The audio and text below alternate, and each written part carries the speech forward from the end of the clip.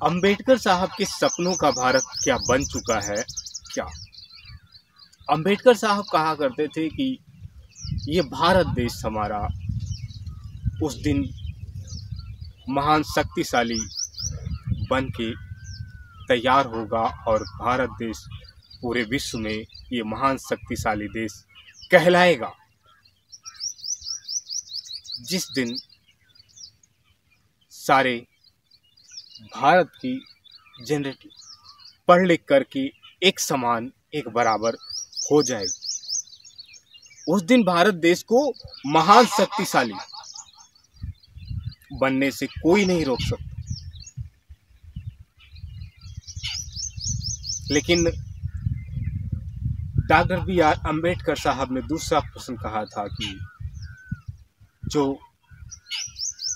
शिक्षा वो शेरनी का दूध है, जो जितना पिएगा उतना ही दहाड़ेगा।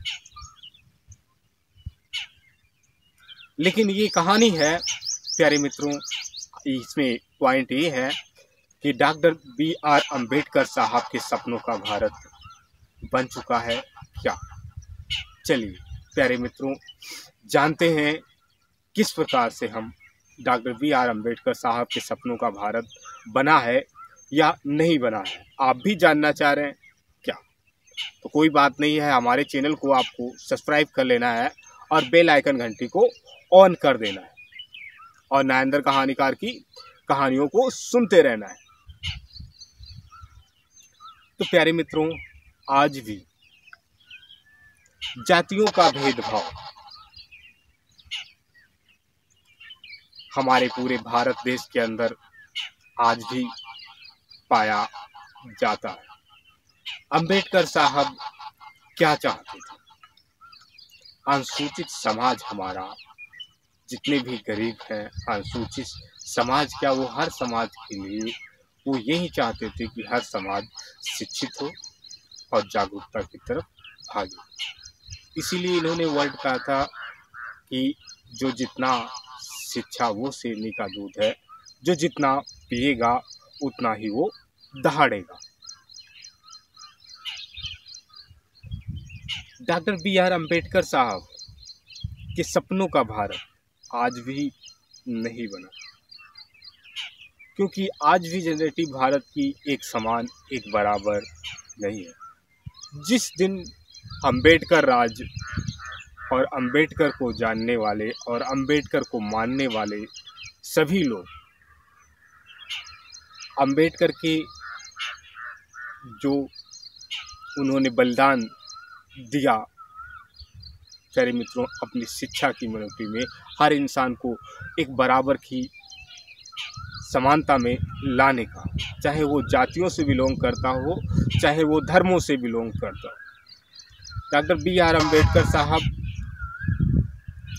संविधान जब लिखने के लिए बैठे थे तो वहाँ पे भी चारों धर्मों के लोग ही झगड़ रहे थे। किस बात को लेकर के झगड़ रहे थे? इस बात को लेकर के झगड़ रहे थे कि हमारा नाम, हमारे धर्म का नाम सबसे बड़ा होना चाहिए। हिंदू धर्म के लोग कह रहे थे, मुस्लिम धर्म के लोग कह रहे थे कि संविधान में सबसे पहले नाम हमारा होना चाहिए। सिख धर्म के लोग भी यही बात कह रहे थे, ईसाई धर्म के लोग भी यही बात कह रहे थे। इस बात को लेकर के चारों धर्मों के लोग आपस में ही झगड़ने लग गए थे, आपस में ही झगड़ने लग गए थे कि मेरा नाम धर्म का सबसे पहले नाम होना चाहिए, और मुस्लिम धर्म कह रहा था मेरा नाम होना चाहिए, सिख धर्म कह रहा था मेरा नाम होना चाहिए, ईसाई धर्म कह रहा था मेरा नाम होना चाहिए। तो अम्बेडकर साहब ने एक वर्ड निकाला था इसके लिए, तुम लोग कभी भी झगड़ा नहीं करोगे, कभी भी झगड़ा नहीं करोगे। ये वर्ड है हमारा भारत का सबसे पहला वर्ड, संविधान का जो है वो क्या वर्ड है?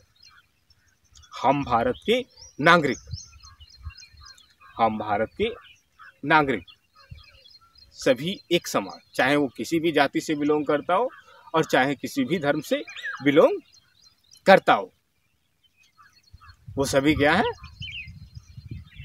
एक नागरिक, चाहे वो छोटी जाति से हो, चाहे वो बड़ी जाति से हो, चाहे वो किसी पोस्ट पे हो, चाहे वो किसी पोस्ट पे ना हो।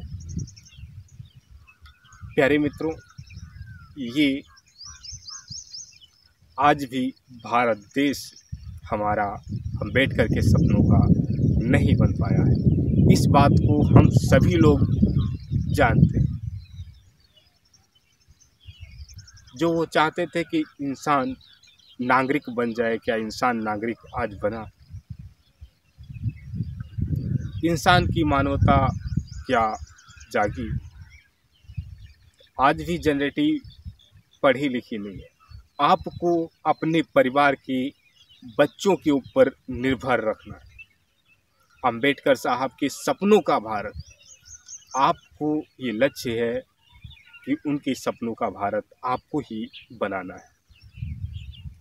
क्योंकि अम्बेडकर साहब का सपना था कि इस देश के लोग जितने समय सभी लोग एक समान, एक बराबर पढ़े लिखे लोग भारत देश के अंदर हो जाएंगे, उस दिन भारत देश को महान शक्तिशाली बनाने से कोई नहीं रोक सकता है। अम्बेडकर साहब ने ये बात कही थी। मैं आपसे कहता हूँ कि आपको अपने बच्चों के ऊपर निर्भर रहना है। आप अपने बच्चों को जब शिक्षित जनरेटिव तक पहुँचाएंगे और उसे शिक्षित बनाएंगे, आप उसे जब शिक्षित बनाएंगे तभी ये भारत देश हमारा एक समान और महान शक्तिशाली देश बन पाएगा। आज जितने भी बच्चों के पिता हमारी कहानी को सुन रहे हैं और पहली बार आए हैं हमारी कहानी पे, वो अम्बेडकर साहब के सपनों का भारत बनाने में आप हमारी मदद ज़रूर करेंगे।